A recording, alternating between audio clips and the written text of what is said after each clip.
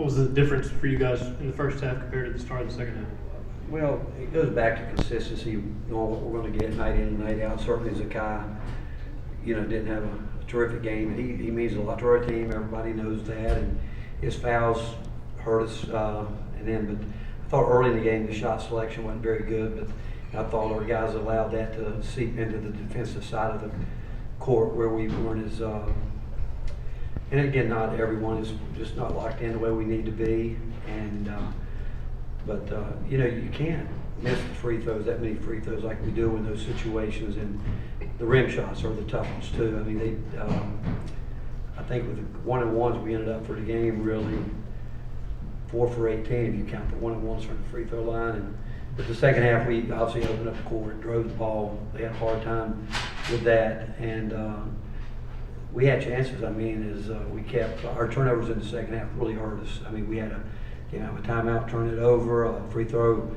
They missed some free throws, gave us a chance, didn't rebound the ball, threw it away coming down in transition. And I just felt if we could have gotten it within 5-4 points, it would have made it a little bit more difficult because we were going to make them make a shot. We weren't, and that's bothered me that we allowed them to back cut when we're really in a contained type defense.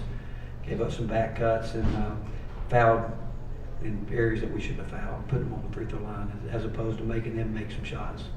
Talk about the consistency. That's been a common talking point all season. What do you do to get consistency at this point in the year? I wish I knew. I wish I knew. If I did, we'd fix it. And it's just, I think it goes back, and I don't understand it, to be quite honest with you, as much time as we spend with our guys talking about doing your job, playing your role night in and night out, and not letting emotion get the best of us sometimes when we, like I thought, again, we played hard in the second half, but when you're coming back, emotion starts to kick in, you still got to make smart plays. We just had too many plays in the second half, and again, they gave us some chances. They did. They opened the door for us, and we pretty much had our chances, but every time we had a chance to come down and had to miss some rim shots. But I wish I knew the answer to that. I really do. As much as time as we spent to talk about it, I wish we could figure it out. Coach, how much were you simply challenged just from being down 2 starters today? I told the guys in the room, we'll get everybody back, but we had enough. We brought enough guys here to win this game. I believe that with our team, our players, but that's with everybody doing their job. And we got a group of guys that they work hard, they do it, but it goes back to consistency. And we need, we know how people are going to play us. They didn't show us anything. They didn't do one thing that we were caught off guard by. We didn't. But at some point in time, you go back, second half was more like our defense, 27 points. We gave up 39 points in the first half, and we weren't very good. We weren't, and it was a lot of that stemmed from our offense, allowing them to get out a couple times, make some shots, but they only shot 8 threes, and we knew what we had to do. We just didn't do it in the first half. Second half, again, we came back and we scored 35. We should have scored 45, and we didn't. Rick, what are the challenges of coaching a team when you don't know exactly what you're going to get night in and night out? I guess specifically looking at the way your guys played Wednesday and then the way they played today. When you go into games, I think all coaches, and I've said it to you guys before, that if you really get down to the bottom of it, you ask the coach before a game what he's concerned about, he would probably say making shots. But that's also we know that we can win without making shots.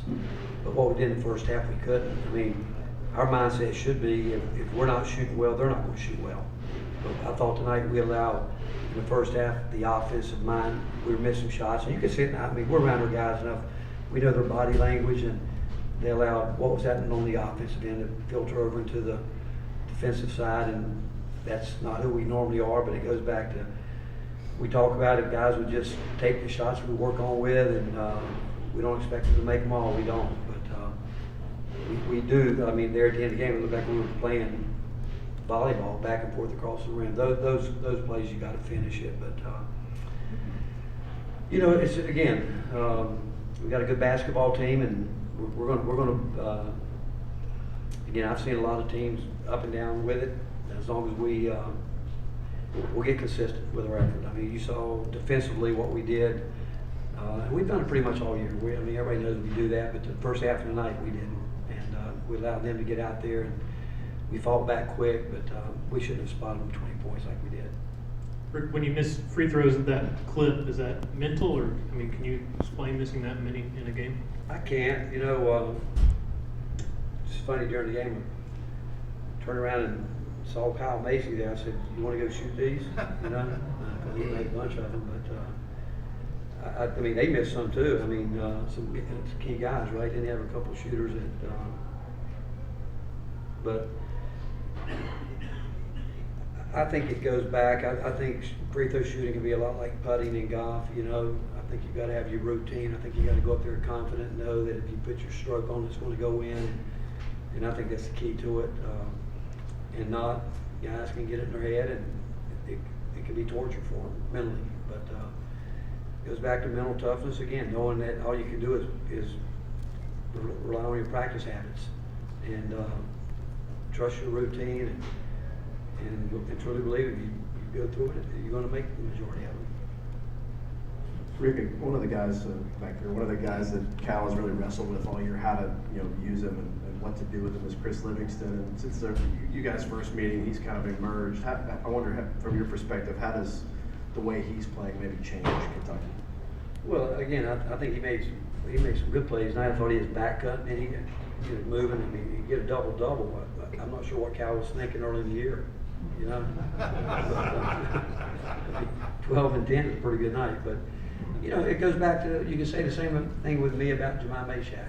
You know, you guys get out there, whether for whatever reason, they get settled in, they find a role, they find their niche, and so you see guys continue to grow with it. And the season's a long year, and you go back to where we started. I mean, roles have changed on our team, and I'm sure they've changed here. I mean, Cal's had to deal with the injury, the bug, and all that. But what it does, gives someone a chance to go in and see what they can do, and slowly but surely they can really find a niche, and I think he has. He impacts the game. That's one thing for certain. Coach, what was Jemai able? Right here. Sorry. What changed for Jemai the last couple of days? Had that really great defensive performance against Alabama. He guarded tonight. I mean, he did tonight. He guarded. He played. You know, and he brings an edge, a competitive edge that, and it's a talent, because you'd think, well, everybody does that on. I think Casey Wallace does that for them. I think he brings a real competitive edge to it. You know, he does, but and it's a talent. And Jemai has it. He's willing to go out. He can guard anybody on the court. He's going to compete. The more I think he gets out there, the better he'll continue to get offensively. But if you're going to go down, you want to go down with a guy fighting like that, and that's he's a fighter. Thank you, Coach. All right, thank you guys.